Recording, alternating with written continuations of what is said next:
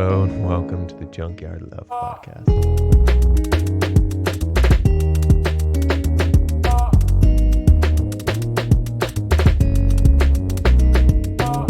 At what age do we learn how to have better conversations? At what age do we learn to have better conversations with ourselves?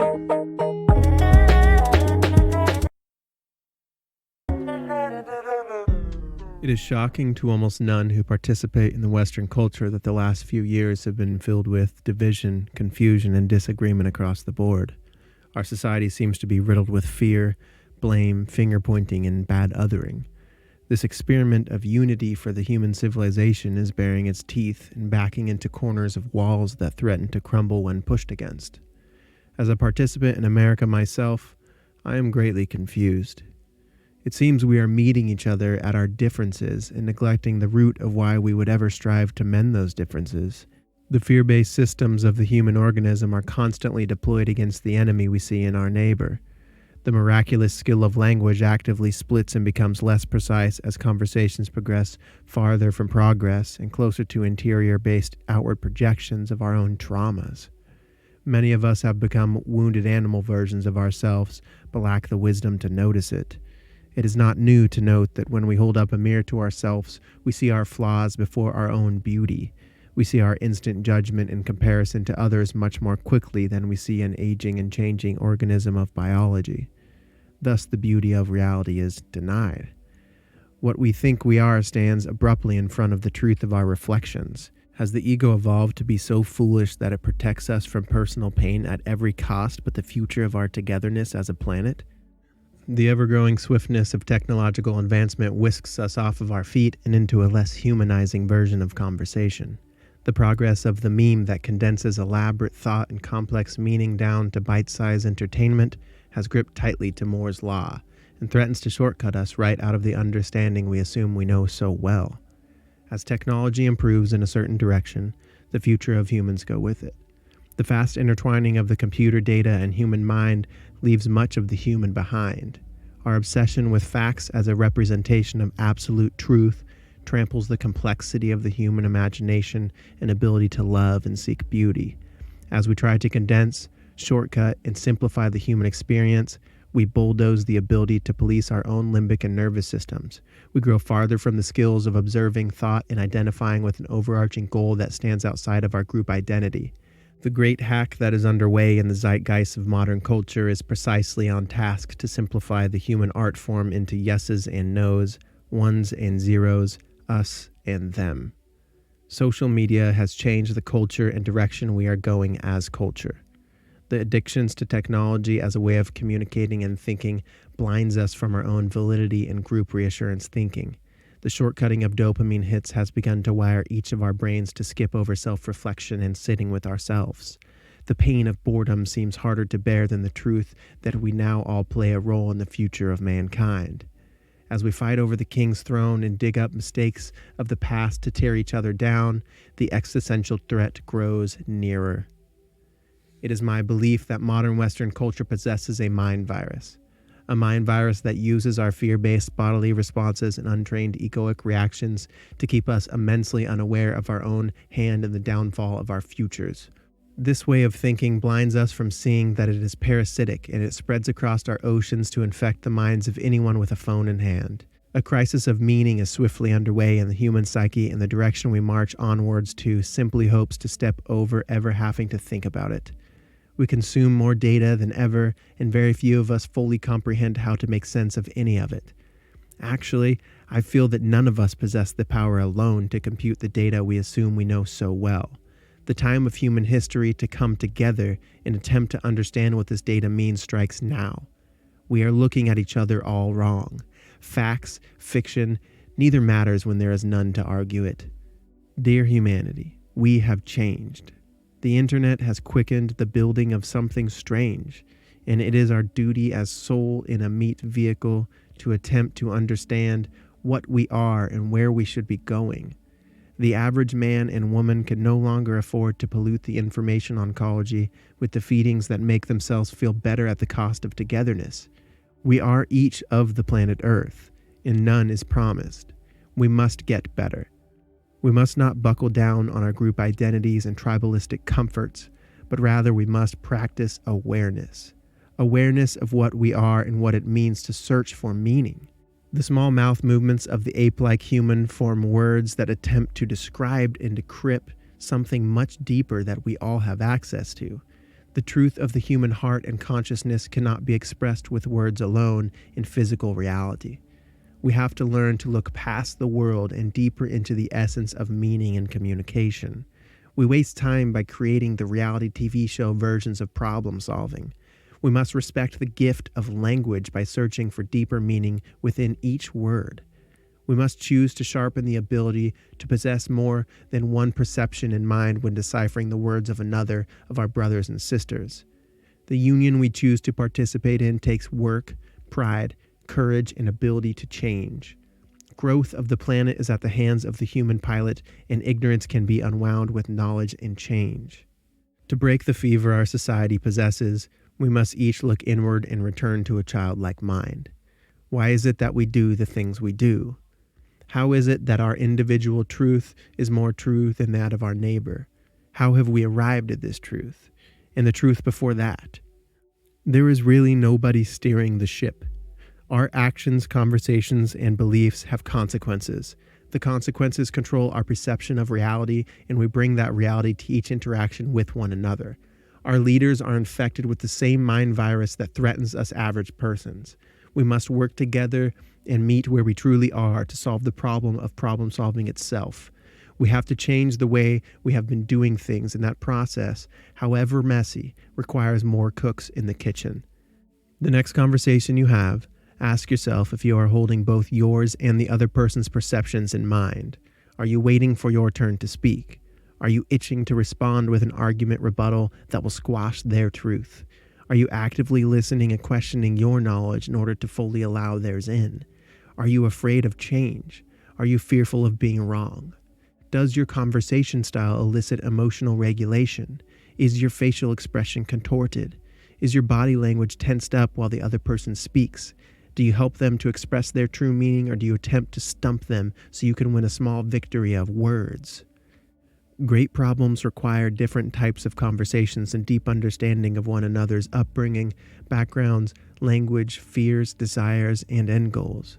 It is time to upgrade and expand our conversation skills as well as the awareness of our own human systems amidst our own conversations.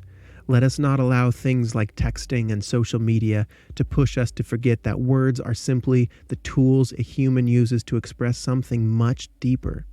As our brilliant minds decipher at infinite lengths and speeds, let us not forget the purpose that love can serve with each interaction. Ask yourself if the mind virus of information is causing your sense-making apparatus to break down in real time by turning every word exchange into debate, argument, and bad other. In this series of episodes, Spencer and I will attempt to make sense of what is going on here to cause such great division and confusion amongst neighbors and fellow humans. We will stumble and ramble our way to formulating the questions that need asked and the answers that present themselves.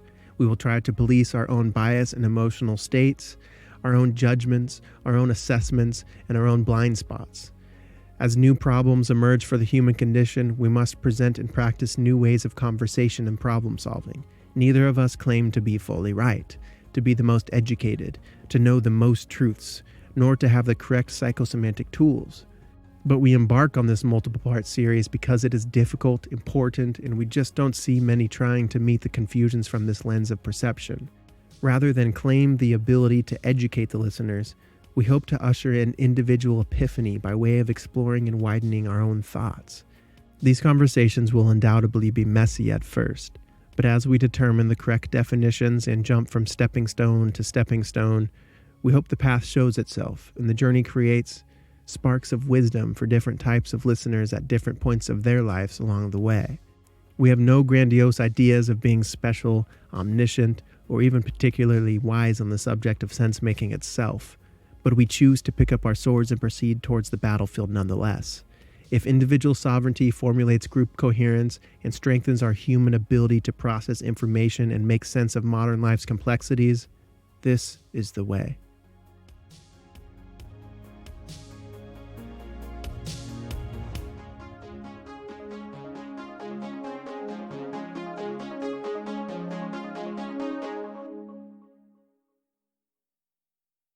Mr. Spencer. Jake? So today, you and I are going to embark on what we think will be a multiple part series.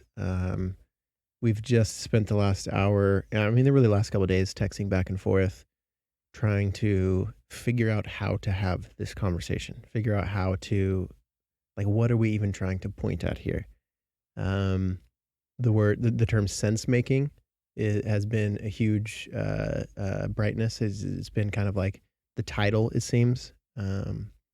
So I think that what we're going to try to do here is actively think and stumble out loud into what we're trying to even say here, which doesn't sound really appealing to the listener.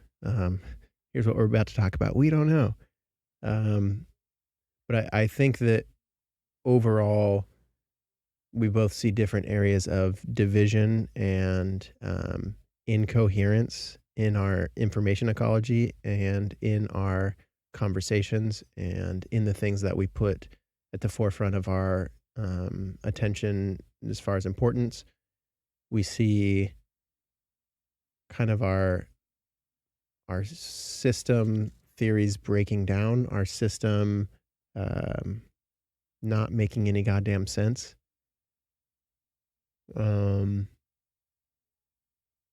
I want to, so what we're going to try to do here is this episode, I think, will be kind of the beginning, the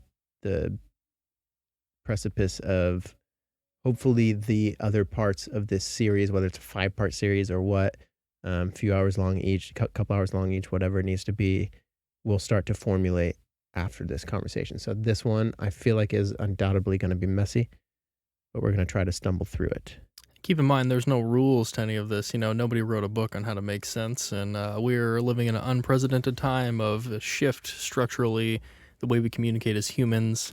Our power structures are dissolving. This is with the information age, and especially what is happening right now with the pandemic being like a non-specific amplifier of all things that were already problems. Like, we're seeing such a boiling up of all these systemic and endemic issues of communication and how we arrive at truth, and we're going to do our best to sift through that, but I do not think that any one or two men or women could ever decisively answer the question. No doubt. And there's also no grandiose ideas in my head, and I'm certainly sure to agree that in your head, that we're not the best at solving this problem. I am not a genius. I am not someone who studies all of these things my entire life.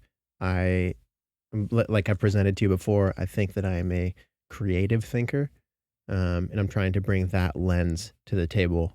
Not a I'm right and here's why I'm right and these people are wrong and here's why they're wrong. Not a here's my knowledge versus your knowledge. It's more of a term I used earlier, an ushering in of epiphany.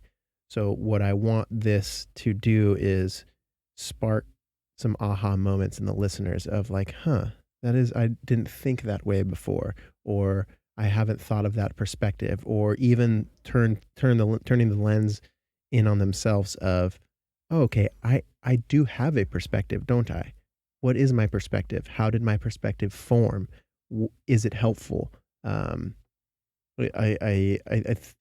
what we'll constantly try to do is remember the title, like I had said, try to, as we kind of get going into the weeds, as we undoubtedly will, we'll try to wind it back out and be like, how is this helpful to what we're trying to communicate here? So as we're trying to figure out what we're communicating, we will also be checking ourselves, and we'll be trying to go meta on the conversation, and we'll try to referee our own conversation, if that makes any sense.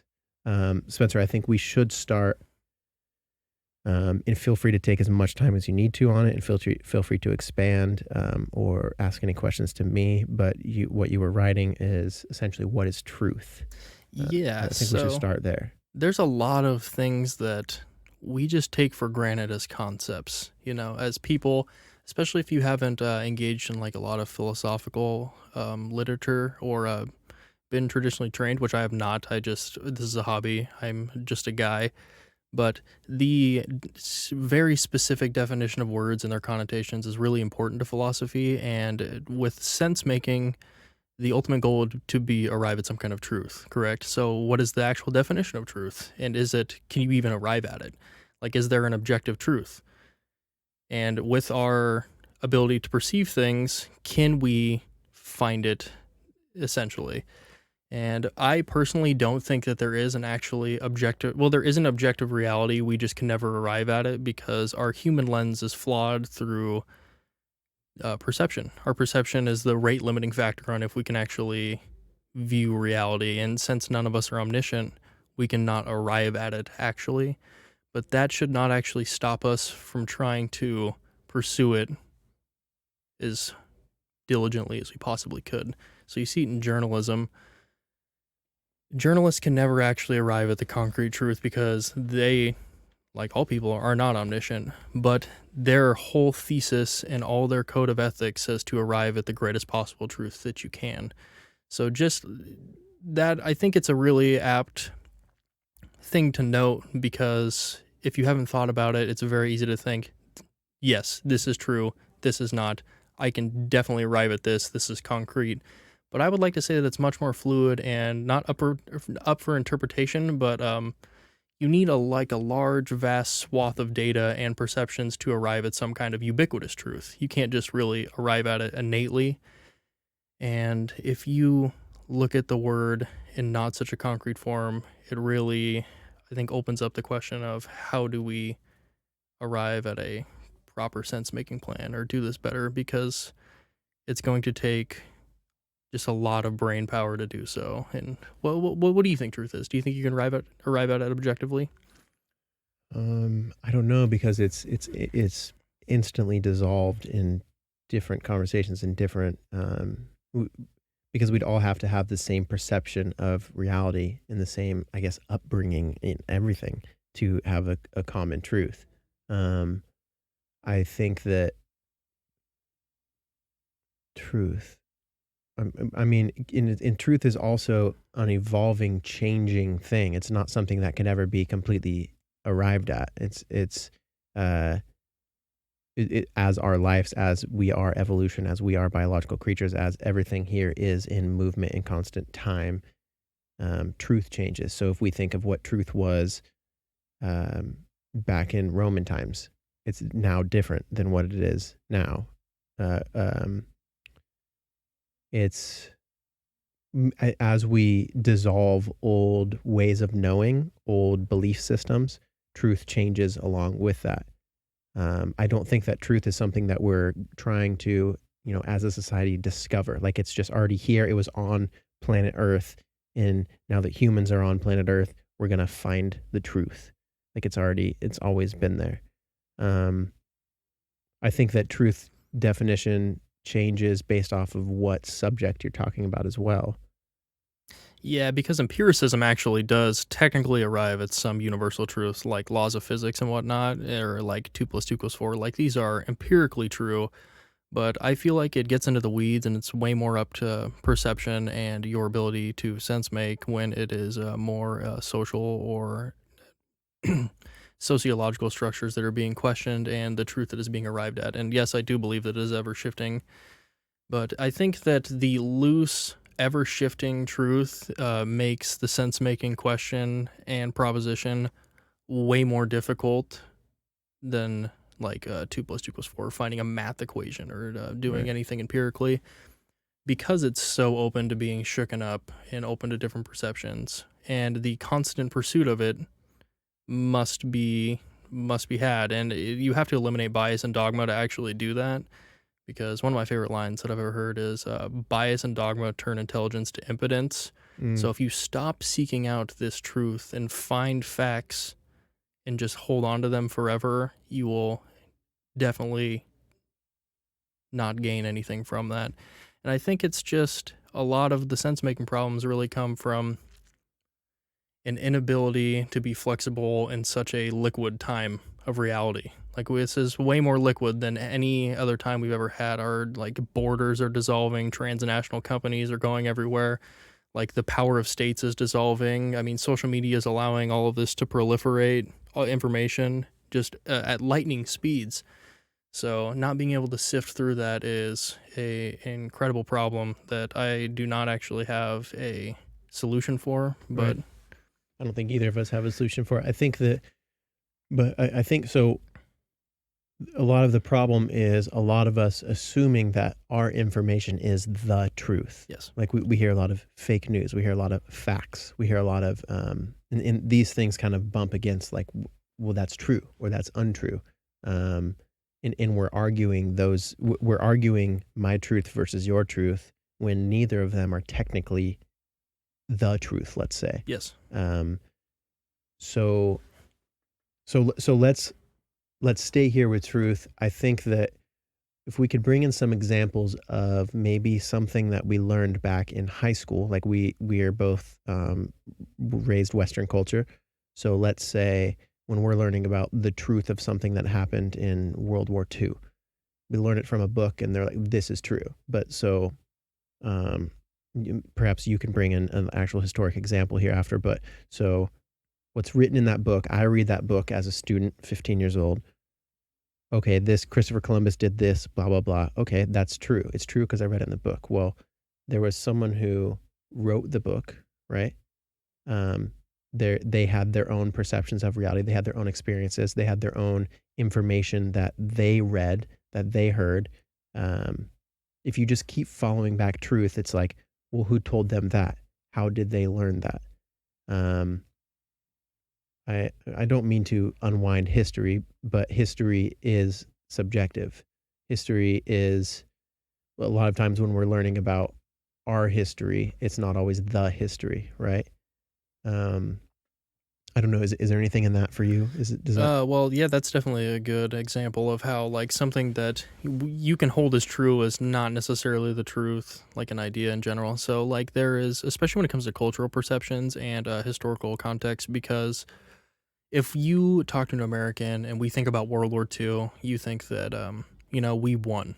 Like we are the reason, the deciding factor, and we did the fighting in World War II. But in actuality, if you look at any of the data or any of any of the ubiquitous historical context from other nations, like Russia actually did most of the Allied fighting in World War II. They had the most deaths. They crossed over the most ground. I mean, yes, we dealt with Japan to some degree, but you don't hear that here. Like it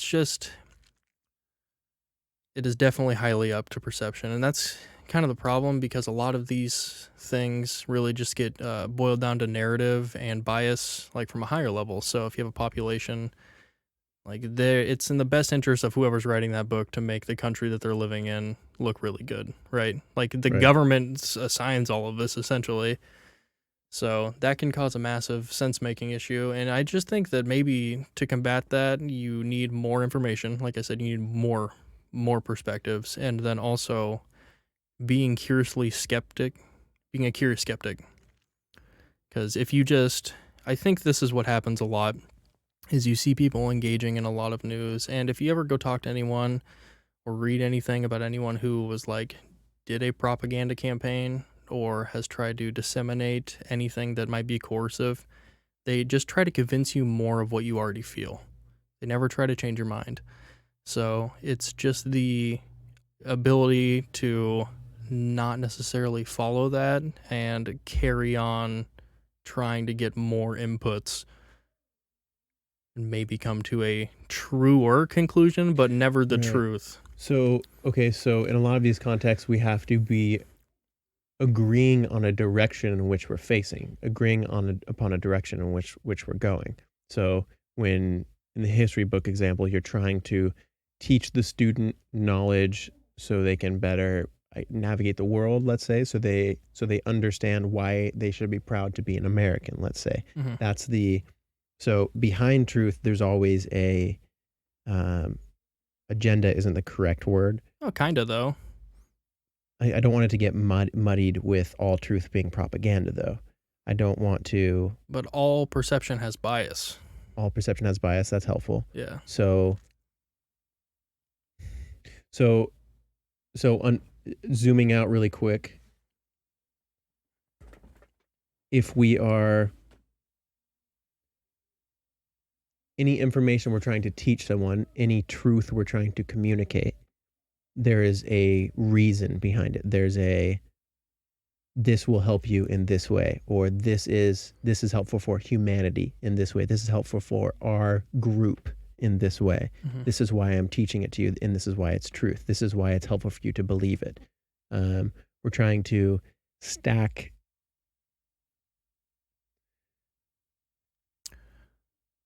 I believe that perception definitely heavily relies on the idea that whoever is disseminating this information is doing it in good faith and also wants something good for you instead of having an ulterior motive, which I think really where we run into issues, especially with the ability to disseminate information as fast as social media will allow us to, because now there's not, like, the transmission model of communications is not so much in place, and it's more ritualistic. So communication has kind of become performative, and all of these perceptions are an attempt to sway others or appear to others in your group to be like, hey, look, I share these opinions with you. I'm putting them on the internet. Now we can all be together and we can come together as a group. So I don't necessarily think that that's very altruistic, but it definitely causes a lot of division.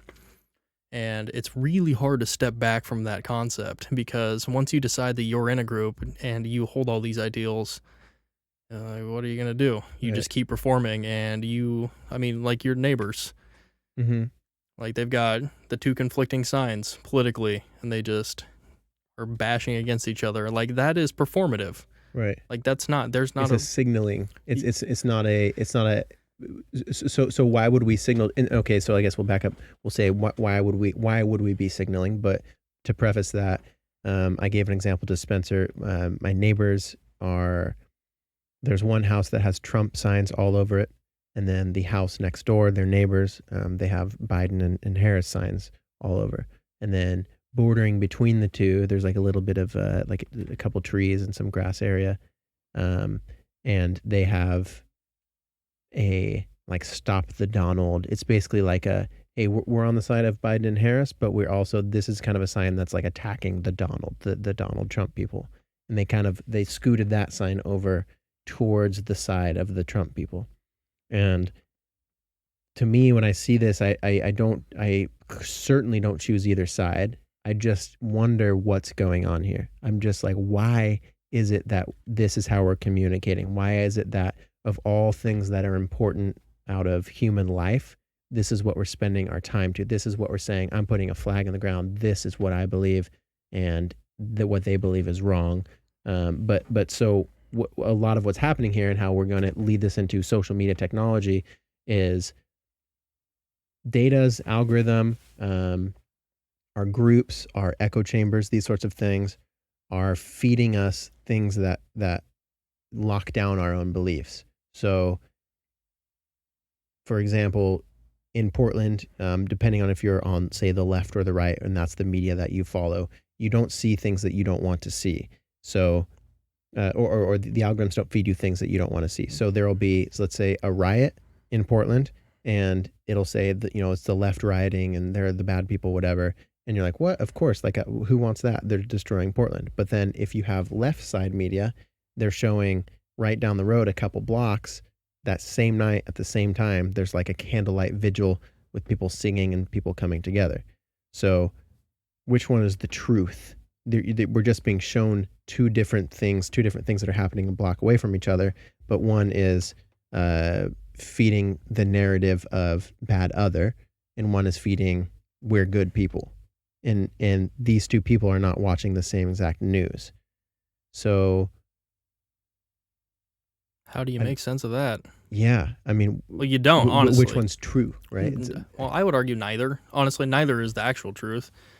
Like, if you can't actually arrive with it, and I think that this is a slightly a pivot, and I apologize, but you said just the word why, and I think that really informs, like, why it's so easy to get lost in the weeds, because a lot of people don't, like, why am I believing this? Like, what is the thesis for me to even be fed this algorithm or lean this way or this way? Like, what is the goal of civilization? Like, what is the goal of my life? Do I have, is it to spread the most human happiness and wealth? Or, like, people just stumble upon opinions They pick a side and then they fight fiercely for it without ever asking or questioning why they even got there in the first place. Like, Right. what is the deconstruction of the idea of, like, why do we have systems? Why do we have any of these things? And it's way easier to navigate all this climate and all this, like, perceptual untruth, truths, half-truths, if you just have a core tenet that you can abide by that isn't a tribal tenet. And I think it's way easier to get sucked into all of these problems if you just are, I'm doing this performatively to align with this side, opposed to, this is the reason that I believe these things, and no matter what side it's on, which there's a false dichotomy, by the way. To boil down all political thought to left-right is absurd, and no actual political theorist would ever do it. Mm-hmm. Am I actually believing these things for a reason, or is it just because I've been told to? Right. So I guess we have to come to, there's a lot there that we can pick up on, but I guess even questioning your beliefs is a huge thing. So to where you can even get to where this area of conversation where we're even trying to be like, what the hell's going on here? We have to, we're people who question our beliefs. So belief systems, how are belief systems installed in a human brain? You grow up and, so a good example, a clean example that I think a lot of people can agree on is like kids being racist. So when kids are being racist, you see like a video on Viceland or something, and you see like a 7-year-old like saying the N-word or something, and it's clear that he doesn't really know what he believes. He just has been taught it by his parents or by the people around him growing up. I think there's a lot of our belief systems that can be unwound by just saying, wait, why do I believe this? Who taught it to me? Who taught it to them? And is it true? Is it helpful as I'm going about my life? Is it helpful as I'm interacting with people that are different than me? Is it helpful for me to continue spreading this, saying that it's truth or my truth? What do you have? What do you have on that? So belief systems. I think that it's important to have people question their own belief systems, and I don't think many people, especially in our I'll generalize and say our small town, some of the small town mindsets, we don't actually question our belief systems. We don't question the information that we're given. Like the news station that you watch is the news, right?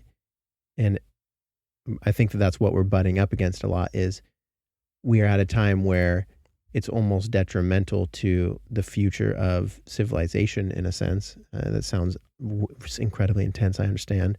But if we're not able to question what we're hearing or question what we're, because if I'm sitting here watching CNN, Fox, whatever it is, for 6 hours a day, and then later on I go have an argument with my bullets and my weapons have in that argument are the information I just learned for those 6 hours. Of course, I'm like, what are you talking about? Like, aren't you listening to the same thing as me? Aren't you understanding the same arguments as me? We don't realize that that's a bias. Our belief systems are getting poked and prodded. Yeah, it's pretty interesting because, like, all this information is being disseminated, and you will almost certainly find something that confirms your worldview, because innately as a human you just don't like, it doesn't feel good to really be challenged. Like, this thing that you've been programmed with is just, it's your reality. So anything that, more than not, it becomes part of your identity. And to actually look in and be like, well, why? Like, what is this? Where did this come from? Why am I doing this? Is this even correct? Especially, I mean, you have the sunk cost fallacy. You see it in older people a lot. They'll be confronted with, well, facts. I'm air quoting facts, or new information that is definitely, it's more concrete than what they've been provided before. But because they've spent their entire life believing this thing, to then turn around and look at the last 50 years of your life and be like, well, I was wrong. This thing that I tied myself was incorrect, and I may have done some bad things, said some bad things, been harmful to society actively because I believe these. Like, that is, your subconscious it won't allow you to do it. It will reject that. So the question is, how do you refrain from getting there? And I think it would be to be innately skeptical from as young as physically possible. because you're not your political affiliate. You're not any of these ideas. Like, these are concepts that are not you. And in order for you to make sense of things, you lose the ability to make sense of things when you start tying yourself down. And I see it myself. Like, I'm a super leftist, and I have to constantly fight myself from just knee-jerk snap agreeing with things. Definitely. It's very hard, actually. And I'm super aware of it, and it's still hard. So what identity is a good corner. I think identity is something we'll have to spend some time on. What is identity? How is it helpful to the human creature? We're the thing that came after apes. However that happened is up to speculation, I suppose. But like, how is identifying with group dynamics helpful to not only our survival, which is how it started, right? Like, you don't want to be like, suddenly you're with 150 people and you start disidentifying, you're rejected from the group. All of a sudden your life is in danger. Now you don't have a promised meal. Now you're kicked out of the group, the commune that's been formed. Identities. Let's linger on identities for a bit. Okay. So on a sociological evolutionary basis, the identity is helpful to determine if you fit into the in-group and then survive by assimilating in it. So if you can perceive the characteristics of the people around you from a young age and be ingrained with them, you're way more likely to have a survival chance and deal with this homogeny better.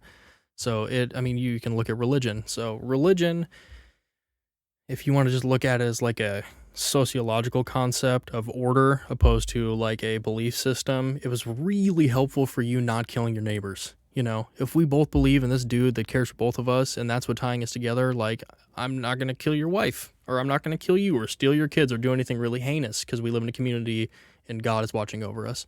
So it just creates innate order. But that is being dissolved.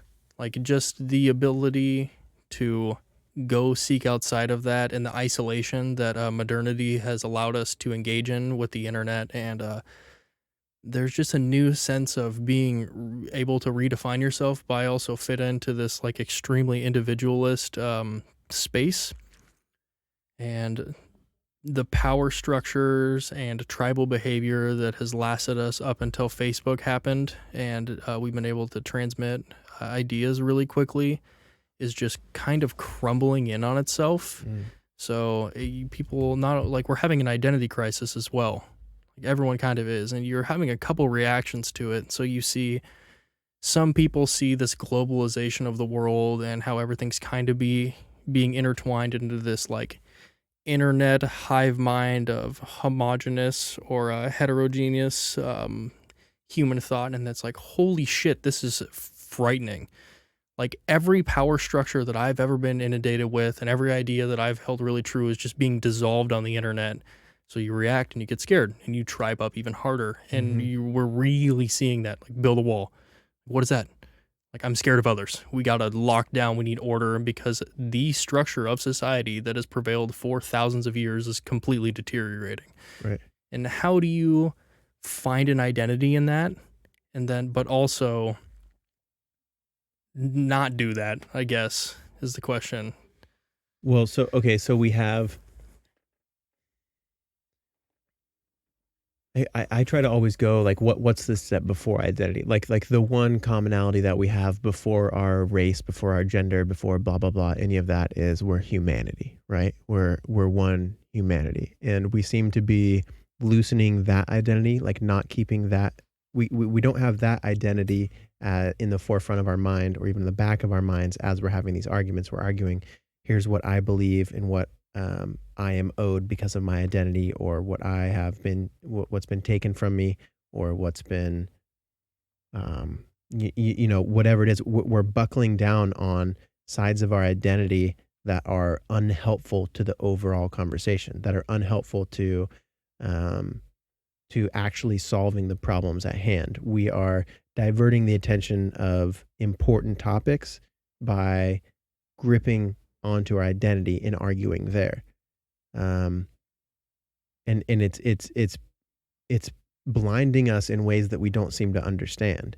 Like we have important people on important podiums who should be having important conversations, and they're not talking about anything. They're just arguing me versus you rather than us versus the problem.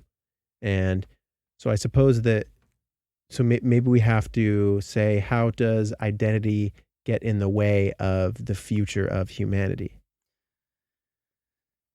Well, we have to stop separating on a us versus them level. Like borders are just lines that we've created to justify another. Like so many things, and I don't really think it's a fault of humanity. It's just how we've survived.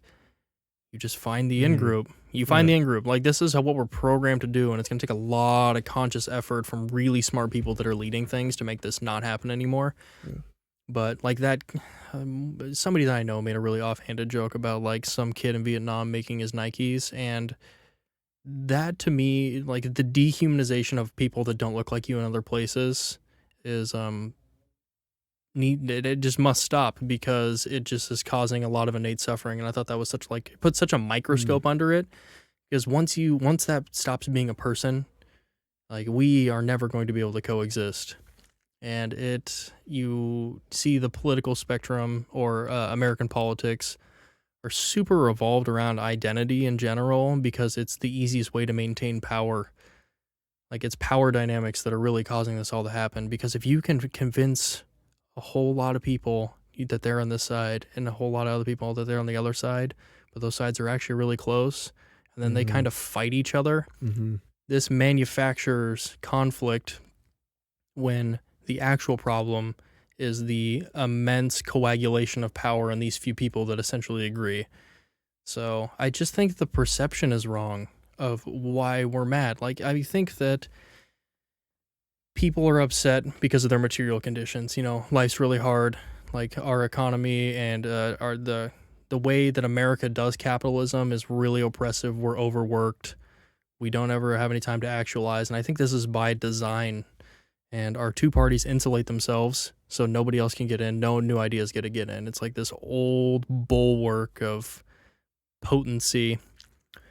And until we can kind of rally together and realize, hey, man, the power structures that have been set out in society, they do not work for any of us. And that's why we're all mad. Because if you ever go listen to anyone on the left or right, and yeah, they have definite differences, and they have definitely large worldviews, and what they care about is like their thesis is different if they've arrived at one. But ultimately, like everyone is suffering because of the system. And until we can make sense of that, come to the conclusion that your neighbor with the other flag or whatever is really not the problem at all, and maybe figure out what his problems are, we're not going to be able to get through it. Yeah. Because we're being pitted against each other by old men that basically believe the same thing and don't care about any of us. And until we can make sense of that, it's going to be a very large issue. But I don't see an end in sight, because they control the media. The internet directly profits off of us division and anger. So I watch a TED Talk, and fake news spreads 5 times faster and 5 times more than regular news. So how do you combat that? Like, you would have to change the monetization scheme of the internet. That's the only way. Like, we would have to get money out of all these things. Or how can we, as individuals, as just average everyday people who just work jobs and maybe they're not college educated, how do we upgrade their sense making so they can realize, like, oh, okay, I'm my limbic system, my human body is being hijacked here. The small walnut almond sized part of my brain is being turned on right here and pointing me at a bad other. And then stepping out, wait, is that what I really think? Is that what I really care about? Of all the things going on in my life right now, in my personal existence, if I wasn't on the internet, my everyday, Monday through Friday, the people I interact with, what I actually speak about with them, is this piece of information that's being fed to me on the internet, on Facebook, actually important to my life as an individual? I believe it is not most of the time. It's like, so how do we...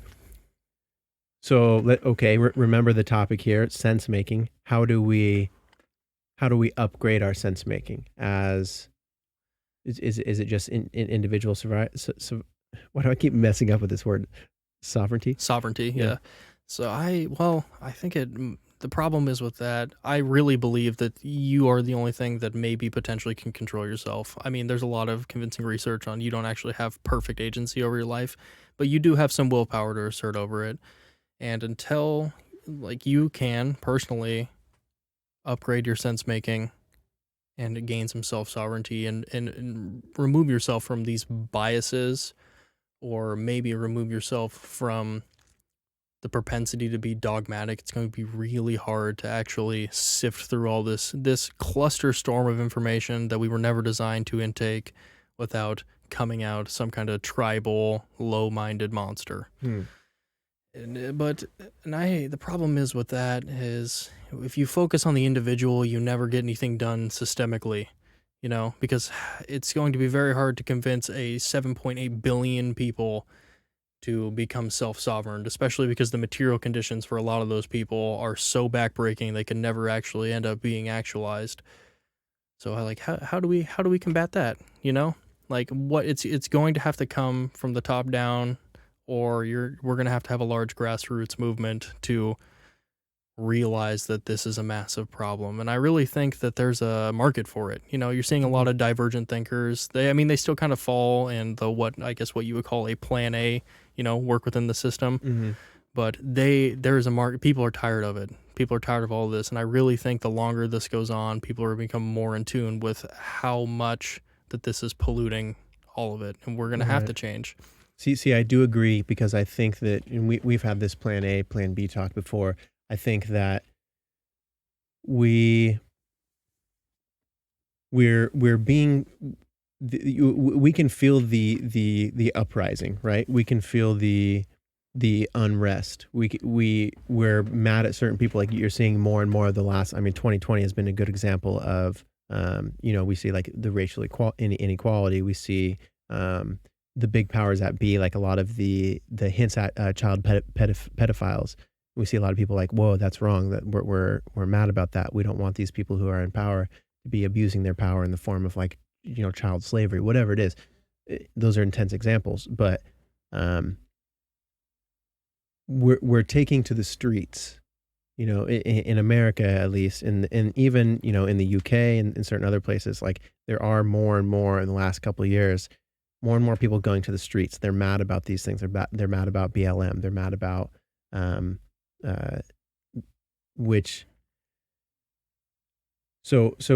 unwinding it from identity. I think that how do we get to a place where we're pointing it at the right people? We have anger. I just don't think that we understand our anger is the thing. I think that we're fighting things at such a low hanging fruit level because it's like what we understand. It's what we can conceptualize. Like, this is what's wrong. This is the person that's holding me down. But we have to keep looking higher and higher and saying like, wait, what's the truth of that? What's the truth of that? What's the truth of that? And when we say things like systematic, what does that really mean? Does that mean that the very beginning, the very start of how we organize this union, how we organize our society here, does that need to be revamped? Is it time for that to be not just broken down, but rethought of? In like, how do we, as humans grow and our brains become more intelligent, as we learn new information, how do we process this information, and how do we? Because I'm not someone. I'm very like peace, love, let's get along. But I also understand the need for. Sometimes we have to take to the streets. Sometimes we do have to have we need to rip people out of chairs who are refusing to give up their spot, right? So how do we aim our anger correctly without sense making? I don't think there's an answer there. I think we have to be able to properly know who is the enemy here. And it's not so much bad other. It's not so much the enemy that my Facebook has told me is the opposite of my beliefs. It's the system that we have here is just at a place where it's ran its course. Like, let's say it's time for a rebirth of democracy. It's time for new leaders. Mm-hmm. And that's a tricky word because we never even really have had democracy, Like, what do you mean? So any consolidation of power is technically anti-democratic, correct? Like if we're looking at like a radical democracy as a definition, so you have a consolidation of power in corporations and the government, then like this is not actually showing the will of the people in any real facet, correct? Mm. So democracy, I really like to think about. I know this is kind of a pivot, but I think it's important. It's like water. You know, there's phases of it, and like radical democracy would be steam. Like you can't really control steam. It just like happens all of a sudden, and you see like this big outburst. But the moment you put things in place to now contain that or keep it going, you ruin the essence of it. So it is something that must be fought for forever. And as I look at history, I realize this. We kind of go from this revolution, democratize, consolidation, tyranny. And you see empires fall from it. Like there's this dysfunction because of our inability to step back from the systems that have been created and say, hey, there must be a better way to organize this. The people that run these things say that they're the best, that this is the best. Like people will say, oh, you know what? The American government, perfect. Like the democracy that we have is flawless. We have all these texts, but without ever looking at the root of any of them, without ever looking at the root of capitalism. Like, hey, are any of these systems actually going to bring us the most human ubiquity?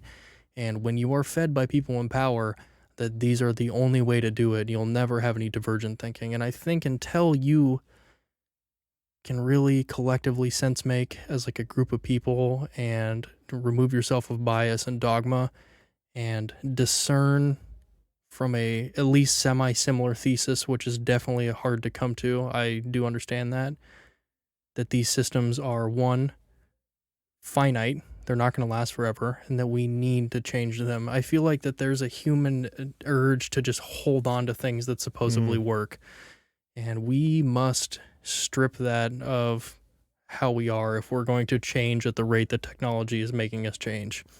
So do you think that we can do this without a war or a civilization collapse? Because we look at history and it's difficult, actually. I think that something happens in a lot of our brains is when we learn about history, we read about history, we read about the Romans, we read about just other civilizations ending or collapsing or their reign coming to an end, whatever it is. We don't bring it into our reality here. We can't even fathom or imagine us being in one of those systems. Like that's how we live. That's how we form unions. That's how we interact. And it's why it's how it sets up the fact that we go to work and we get money and there's banking systems and all this complex shit. When we read about history, it seems like we're almost disregarding history. We're doing something weird with history. I mean, you see these statues being taken down and stuff. We're trying to rewrite history, which is very weird. That's like our problem solving when it comes to, I think that there's something happening. We intuitively, there's a lot of us that feel like, oh, this shit is breaking. And we look at history. We don't say, oh, okay, what did it look like right before their stuff broke? How do we realize that we're there in one of those system things and not so back to the beginning of what I just said, how do we get to rebuilding something new without a huge either collapse, without suffering, without war, without, I mean, because we're building up to the collapse of this thing is what's happening. Yeah, I will. Are we intelligent enough to stop that?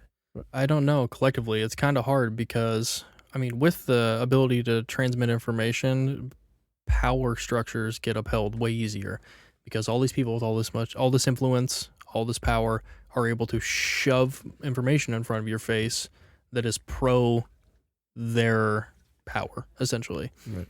So until we can realize that the power structures that have been put in place are what is actually really the problem, and that people can come to terms with the fact that maybe the myth of American excellency and that this is the greatest way to ever order society may not be true, and that there always is something better, it's going to be very difficult.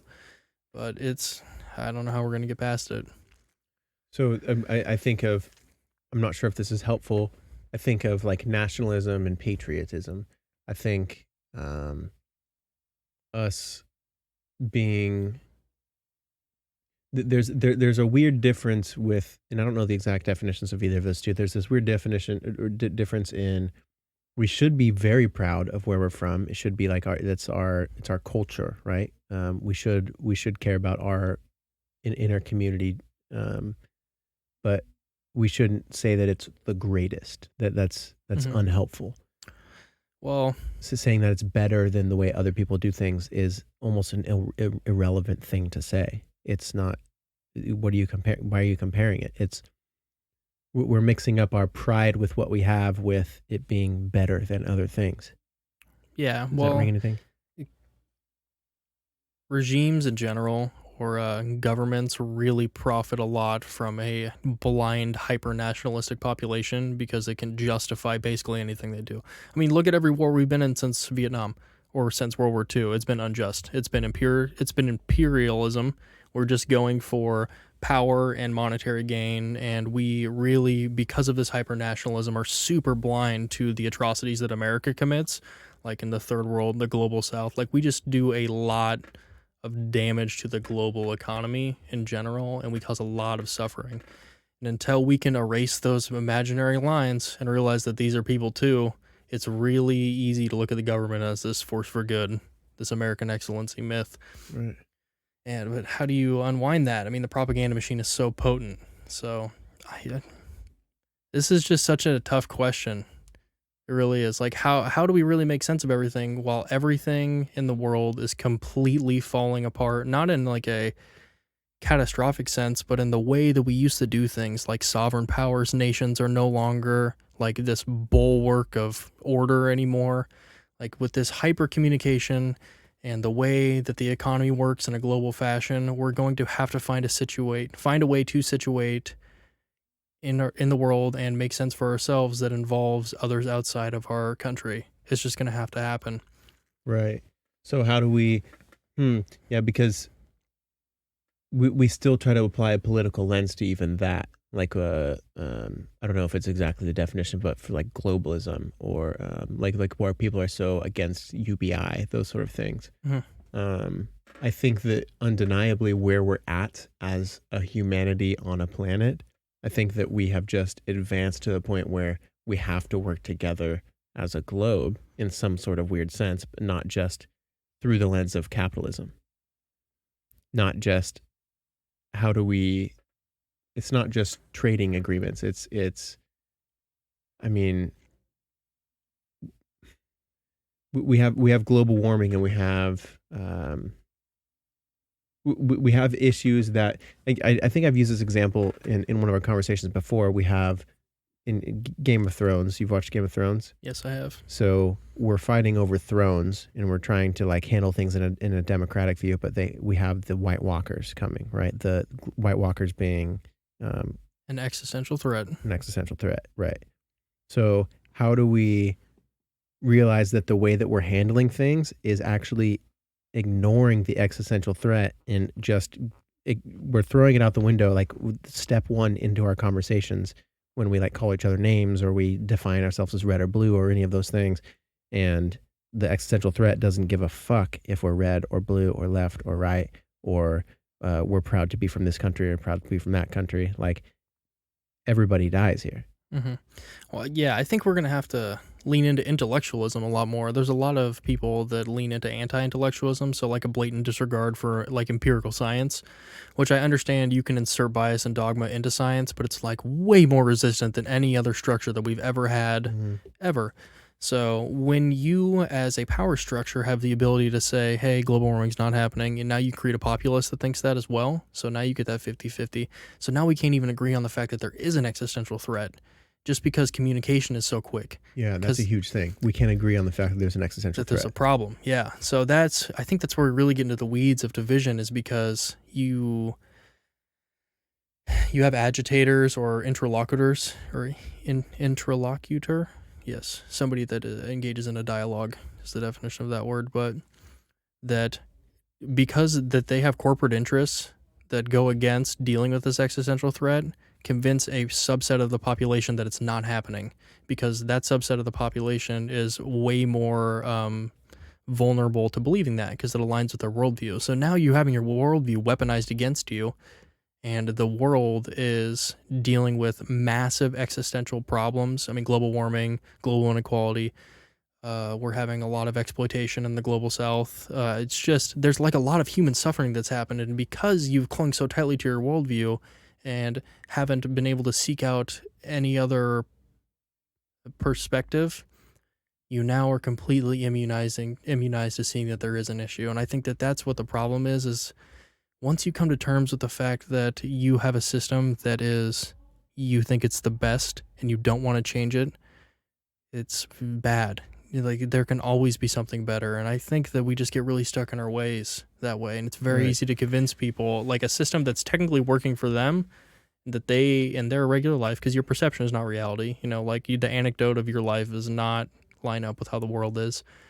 If you can find that person that is susceptible to not believing these big problems, it's really easy to weaponize it against them until we can make enough sense of all of this to, as objectively as physically possible, look at what is humanity really facing? Like, what are these big issues where it's going to be very hard to deal with them? Yeah, I'm trying to think of so I feel like so far we've sound very left, which is okay.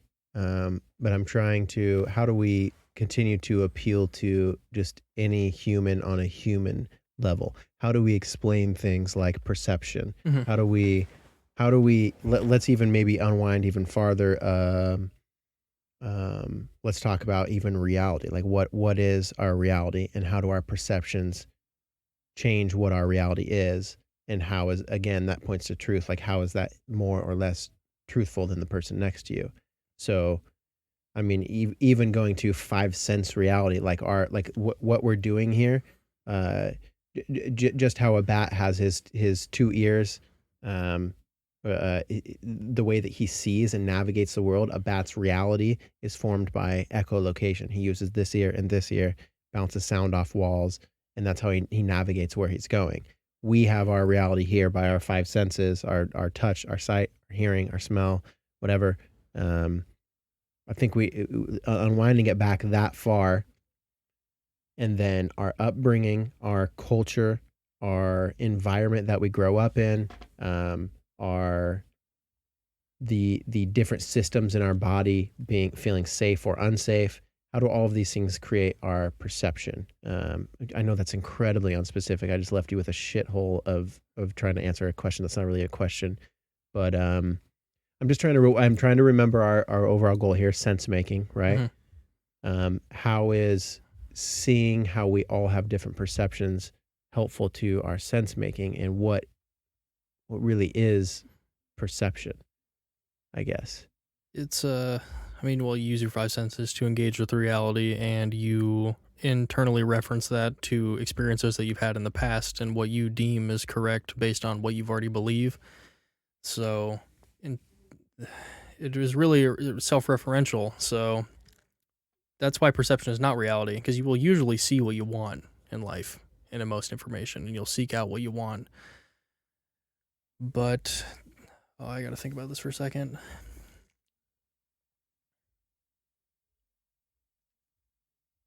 It's a very tough question. Until you can come to terms with the fact that your immediate perception and reality is not actually how the world is in a ubiquitous total sense, very hard to combat that in general.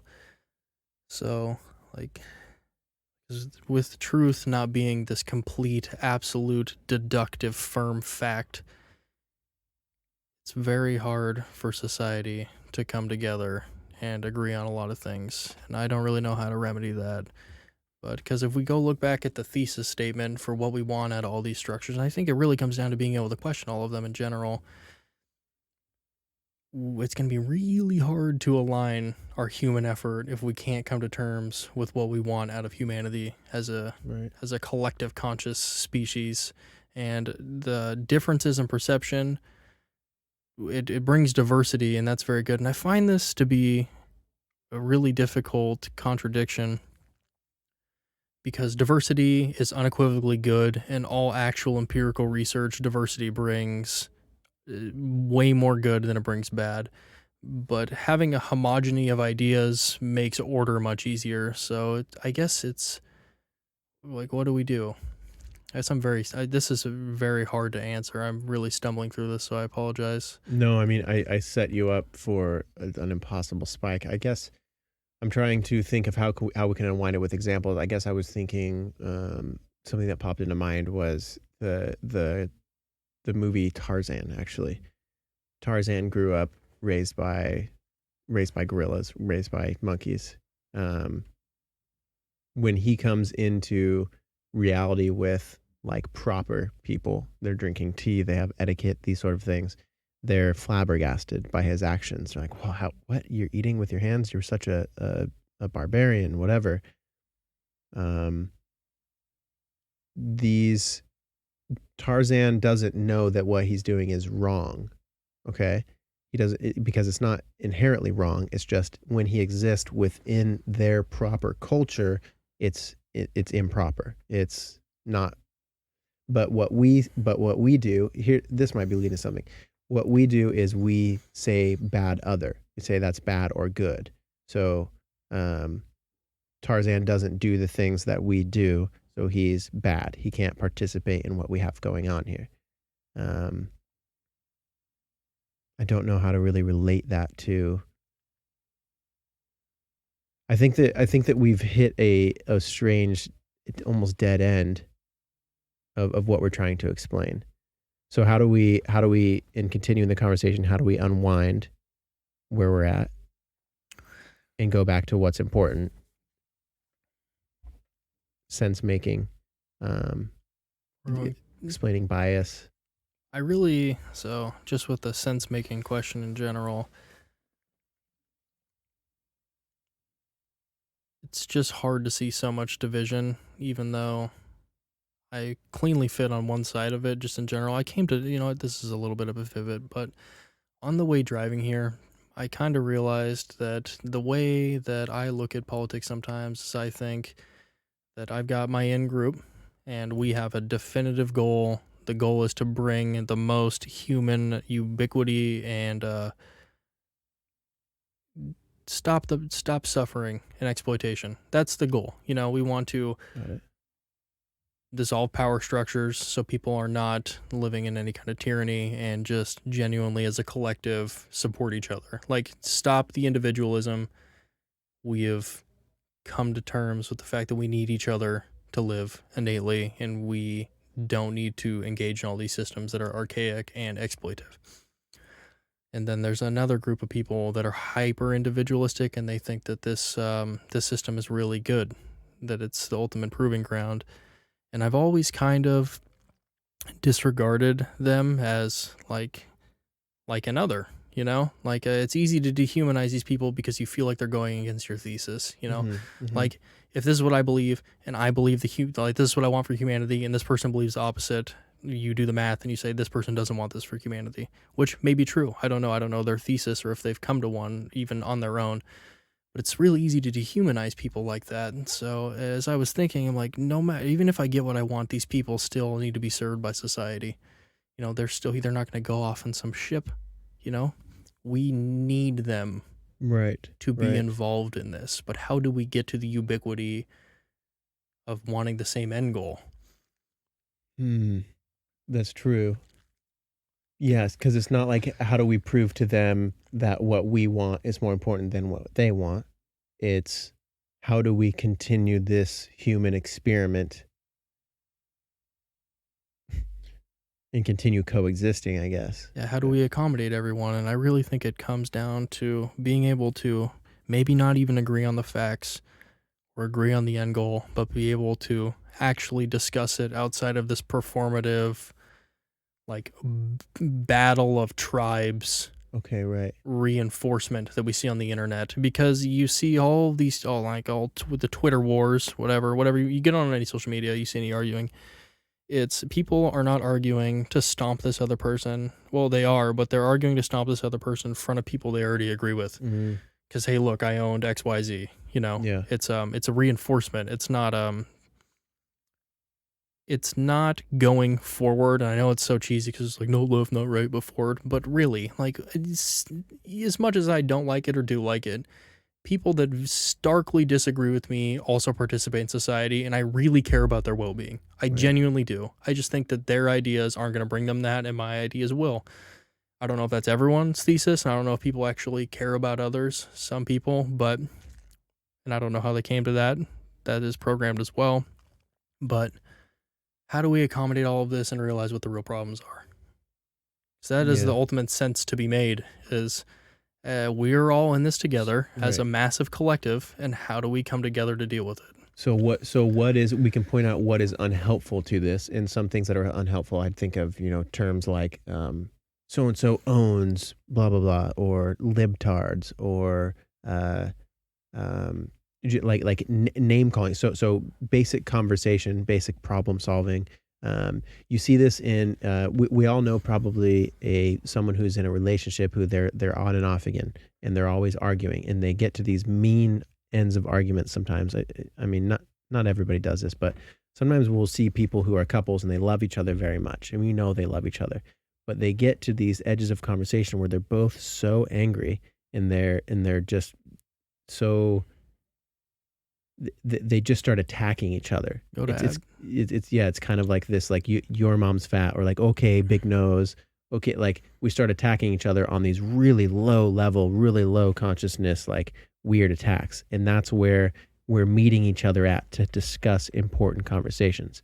I think, I don't want to get just stuck in politics, but we look at the recent debate. We're forgetting what a debate's for. We're trying to, like, they end up just insulting each other the whole time. Joe Biden and Trump, they end up just attacking. Here's what you did wrong. Here's what you did wrong. Here's that at one point Trump like attacked Biden's son or something like that, and then vice versa. It gets to the point where, as I'm watching it, I'm like, how is any of this way of conversation helpful to what we're trying to do here as humanity? What is the point of this? What is the point of the debate? So we choose the best leader. What's the point of a leader? So we have someone who gives us all a better life, a good life, and lowers the chance of suffering for people in this society. And you keep climbing up, and it's kind of just like we all want love, right?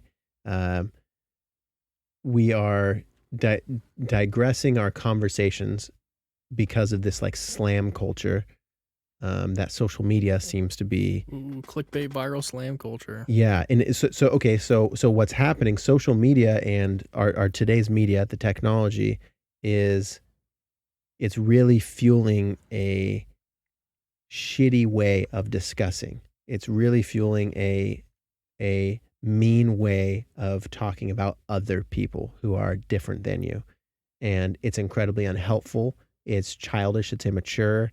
It's throwing dirt on what we're trying to do here, which is prosper, not have suffering, not like none of we don't meet on the places we agree. We find weird places where we can insult each other, and it's coming to this schoolyard bullying version of news media headlines and stuff like that. Mm-hmm. Yeah, I as much as I say I want cohesion, I do think actual disagreement and criticism is super important for actually coming to a end goal that is good. Like this debate and these, you shouldn't attack people. Ad hominem is like a fallacy, like it's unaccepted in debate. But if they have an idea that has blatant problems and you have an idea that's going to fulfill the same goal but do better, that's good. You should say that. We need to actually have, smart people need to actually be having debates. Right. Definitely. And we can, being divisive is fine as long as we're still coming to, like, I guess we just need the same end goal, mm-hmm. And it's how do you convince a bunch of people what the same end goal is going to be? What do we want out of society? And I think it's hard because nobody even asks that. Like, why do we have a government? Why do we have any of these things? That's huge. Yeah. Why? Nobody asked that. Why do we have a government? Yeah. I like that. What is the role of the government? Why do we order society in this way? And how do we deconstruct it to maybe come to a ubiquitous end goal where we all do the best instead of And, fuck you. I'm getting what I want because not even because I necessarily want it, but it's because of what you don't want. Like it's this own the lib, own the alt-right kind of thing where it's like I'm only taking the stance because it's going to piss you off. It's not because I actually have an end goal with it. And we get trapped in this. I actually hate the culture war because it takes away from the big systemic issues like inequality, just in general, racial, monetary, like these things that create human suffering. Just having a pissing match with each other really takes away from dealing with that. And you can even take a step further to existential problems. We spend all day with our dick in our hands yelling at somebody else that's honestly really similar to us, and we're never going to get there. And we're never going to ask our leaders to get there because they're using the media to make us fight against each other. Yeah, and I mean, the social dilemma on Netflix is a good example of kind of the wrong things that are being fueled, like our addictions to being, what's the word, affirmed, to our addictions to validation, are leading us farther down. It's like, oh, okay, that gets the clicks, feed them more of it. That gets them on the platform longer. Feed them more of it. Our systems are being hijacked in this way. So first step is knowing. We have to have a large swath of the population realize this. And I was talking about this with my stepfather. You have this pendulum, right? You get social media comes in, and it swings and swings and swings, and it disrupts society a lot. I mean, we can either realize at some point in time that this is so destructive for the fabric of reality and our collective conscious and what we're trying to do as a society. Even if we haven't decided on that, there are some general themes. We want people to just do well. Everybody wants to feel good. Everybody wants to be secure. We either, it swings back and we realize, hey, this isn't it. And this goes out of fashion until they realize that they need to monetize it differently, because it really is the money that is the issue. I find money to be a massive issue in most of these problems. Government, social media, it's the way it's monetized. Or this ball falls off this handle and we dive deeper into it and no sense is made and we self-destruct. Because at this point, it's either self-termination or elimination of the way social media is. Mm-hmm. There's no in between. We cannot carry on making sense in the way that we're currently doing, or the lack thereof. It's just, I think that documentary was terrifying, and it was also enlightening, and I'm glad that it caught so much traction from everyone. Like, anyone that I knew that saw it, like my stepdad stopped using social media. Yeah, I think it actually had a compounding effect. It's important. It's important that we have dissenting opinions that are not politically charged, that just completely ridicule the way things are. Because everything's innately political, but every single levy against structured society is really heavily politically charged, which is really hard to get around, but things like that are not. It's like, hey, we're all suffering from this. Like, this has to change, or we're never going to make sense of anything. Yes. What we used to have is never coming back, but we can find a way to go forward better than this. Because indefinitely, we must live together. Yeah. You can't just eliminate people that don't agree with you. Yeah. It's not about the left winning or the right winning. It's about we have a place where people of differing opinions all exist. How do we make that work? I think we get caught up with my side versus your side, but it's like, no, dude, both sides must coexist or none of us exist. Yeah. And it's easy to get into the weeds, though, because if you're like, if this is my thesis and this side doesn't want this, that's bad. I think that my ideas are going to bring the most human happiness and joy, and there's somebody that disagrees with me wholly, so it's so hard to not get trapped into it. Well, so can we say that what's more helpful for the prosperity of humanity is people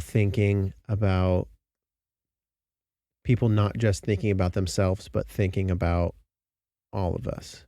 Yeah, I'm not an individualist, really. Okay, I feel like a paradox, because I at one hand feel pretty deterministic, and I didn't get to choose nature or nurture in my life, and I was born, and everything that happened to me was a cause and effect of that, and how much agency do you really have over the real world? But I also feel like I'm the only thing in my life that I can control, and I must master myself to affect reality and have my agency over the world in a way that's positive. But on the other hand, politically, I'm a collectivist. if my neighbor does better, I do better. If civilization does good, I do good. Like the rising tide lifts all boats. Like it's getting away from the competition of the way we structure things to come to a cooperation. Like we all labor for a reason. It's because we need things as a society. It's not just to make money, because we're just generating wealth. We're not laboring to help everyone, like how it's always been. We've stepped away from the agricultural, like once feudalism started, we stepped away from this, you have a farm and you feed the community and we come together and we work on this. And there's a great sense of pride in it. And once we got to a capitalistic economy, you now are in direct competition to make somebody a lot of money that you don't really care about. You're so disconnected from this. So if we can reorganize labor and the way we structure all of this to where if your neighbor does good, you do good, and everyone believes that, and these people in Vietnam are just as important as your neighbor, we can actually come together and have more ubiquity. But it's getting people there with all the propaganda machines, getting people to realize that this is the goal of civilization, right? Is for us to prosper. So how do we encourage people to think as individuals? How do we encourage people to question everything that they're listening to, question everything they're reading, question the people even closest to them, what they're saying, question their parents, question what's the incentive for people to ask, do I really believe this, before going out to the streets about it, and going and buckling down on our identities? Is it becoming familiar with, I think that mindfulness has helped me an incredible amount with this area, kind of just observing my thoughts and like, what am I thinking? And then I'm able to question them, separate myself from my thoughts, and then see like, wait, where does that come up? Is that an influence of a video that I watched earlier? Is that influence of something that I read? Am I reacting because my identity feels threatened?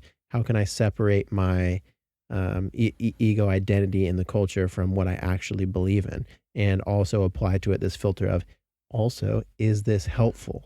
Is this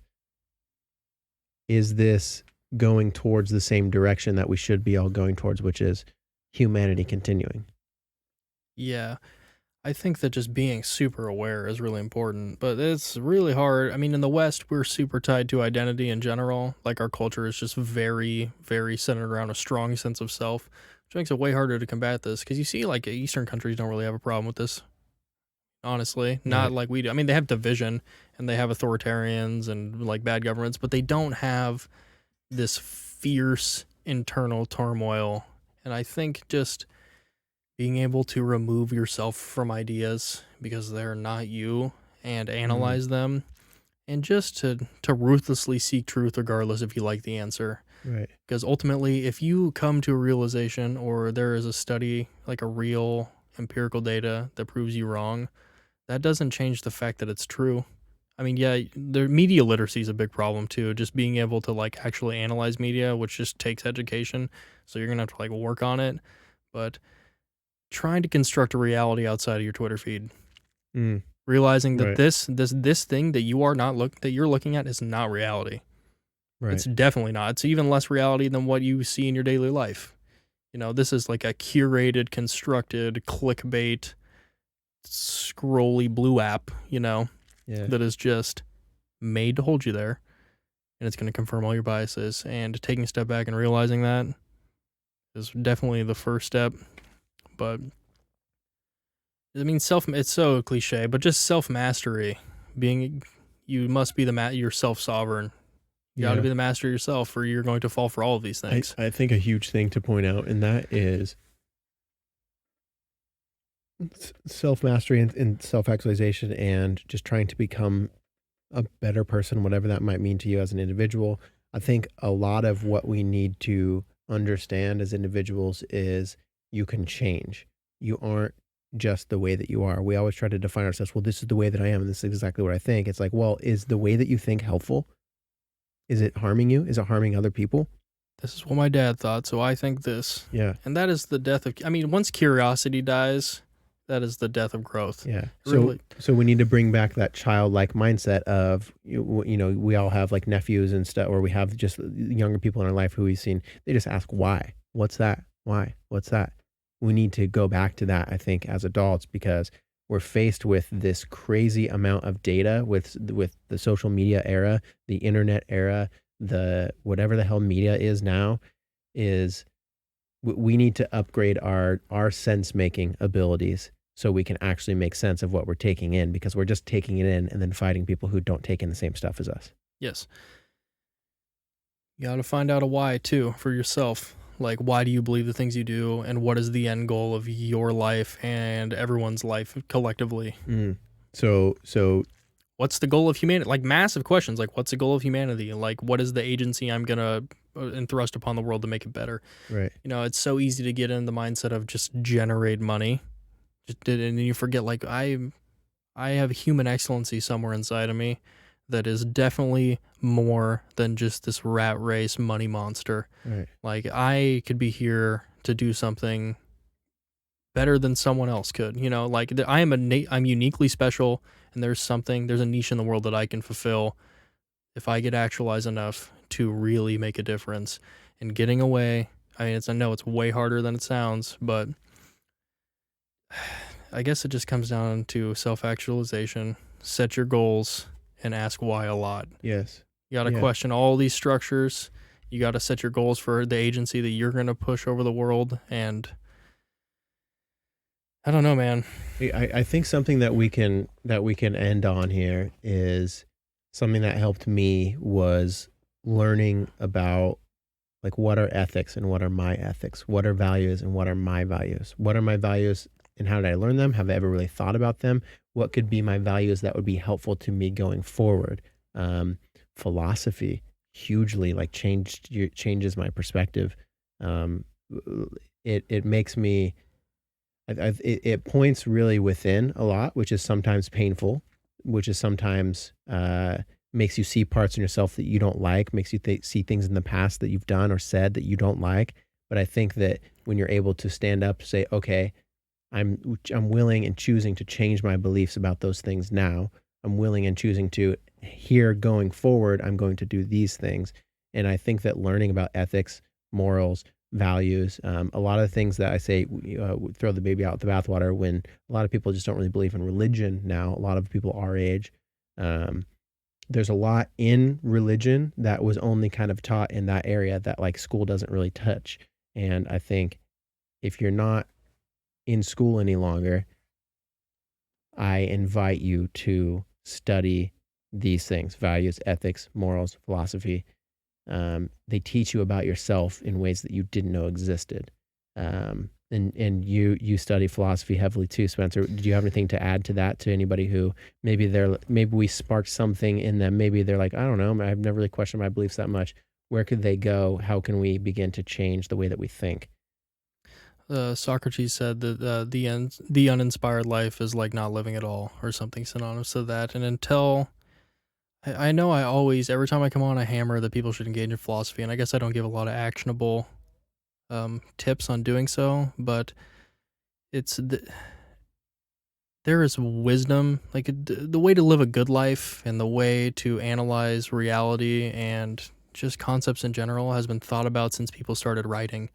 And it's just already out there. All you have to do is engage in it. And I would highly recommend it. It has changed me forever. You become more worldly, more ethical. You care more about people, and you understand the nuance of just a lot more things in context to ancient wisdom and modern science, if you can engage in these abstract thoughts. And it's definitely is difficult, but it has been the most helpful thing for curating a worldview that is helpful in guiding me through what I need to do with my life more than anything. And I think when you can come to terms with that, sense making is a lot easier, because we have a goal. There's actionable steps. You have a goal in mind. You understand reality better than you did before, because you're now questioning it and you've seen other perspectives. And it inspires divergent thinking as well, because you're engaging in all of the greatest thinkers who have ever lived, who say different things, but they all have excellent points. And being able to just have this amalgamation of all these ideas and kind of figure out what's going to work for you and what you think reality is can be really important. Yeah. Just for all of humanity. And I really hammer home education. Like, you just got to continue to learn about stuff, because when you stop learning about stuff, you become the unchangeable old man who has all the opinions of the past. You know, you must be fluid just like the times. You know, there's been more change in the last 50 years or since the Industrial Revolution than there ever has in human history. And if you can't remain flexible as the times are, you are most destined to have a worldview that is not excellent. Unhelpful. Yes. Yeah, I completely agree. I think that's a good place to end it. I think so. We'll try to maybe assess a summary on an individual level, not amidst the podcast, but I think that we've exhausted our minds by trying to figure out what we're even trying to figure out here. I think that we did well. I think that we did what we could, and like I said, I think this is going to be a multiple part kind of series on the Junkyard Love podcast because I believe that it's important. I believe that there really is a sense-making crisis. There's a sense-making emergency, and we all have a personal responsibility. And I don't know. I mean, a lot of people who listen to the podcast are our age, a little bit older, and I think that a lot of us see what's going on, and we are kind of like, what the fuck is happening here? And upgrading our sense-making and understanding why it is that we think what it is that we think is going to be able to help us gain more intelligence, more knowledge, and then in turn, the people in our families, the people who we work with, the people who we interact with, the ways in which we interact with each other, we can ripple effect this out. So, I'm going to just drop a couple of philosophers that might be interesting to people. Great. So there's a Stoic philosopher named Seneca. I really like him. He was a former slave in Greece or Rome. I can't remember, but his best student wrote all his stuff down. But that's really helpful for self-mastery, just stoicism in general. I mean, there are flaws to every ideology, and you must realize that when you engage philosophy, but it has helped me quite a bit. For analyzing power structures and just tyranny itself, there is a modern philosopher, probably the last 80 years. Her name is Hannah Arendt. She wrote a book on tyranny. It's just, it's very prolific and good. Friedrich Nietzsche wrote on a lot of topics: human suffering, what is reality, like just big concepts. He was generally like a Renaissance man of philosophy. I don't actually condone or agree with all the things that all these people have said, but they are very good perspectives for different time periods, different eras, and different parts of your life. And I recommend checking them out. Yeah, definitely. And then a good way to check them out, like, don't think like, okay, do I need to enroll in a class? Do I need to go to the library and get these books? Like, do any of those things if you'd like. But nowadays we have YouTube. YouTube to me is, I'm always pointing people. I know it's overly obvious. I know it seems like this like silly little thing because that's where you watch like Ryan unbox his favorite toys and your kids watch the shark doo whatever, baby shark. Like, YouTube is full of information, and it really is something that, like, do not underestimate YouTube. There's so many different schools of thought on YouTube, and there's a lot to learn, and you don't have to actively sit there with a pen and paper. Just put it on and learn something new and expand your knowledge. There's plenty of places. Philosophize This, After School, the Stoa. I don't know. There's just tons of places on YouTube. Being curious is free. Being curious is free. So is YouTube. So that goes pretty well. You just got to engage in it. Yeah. So check out some things. Literally go to YouTube and type in philosophy. And if you like the video, subscribe to them. Look at their other videos. Just follow your bliss and upgrade your sense making. Listener, take care of yourselves. As always, love yourself. Please stretch. Please drink some water. Spencer, it's been great. I love and appreciate your friendship, man. Thank you for embarking on this very difficult, very strange corner of conversation that we're attempting to have here. And I hope we somehow get a little further on it in the next part. And do our best, Jake. Thanks for having me. Yeah. Peace out. That's so difficult. That was the hardest.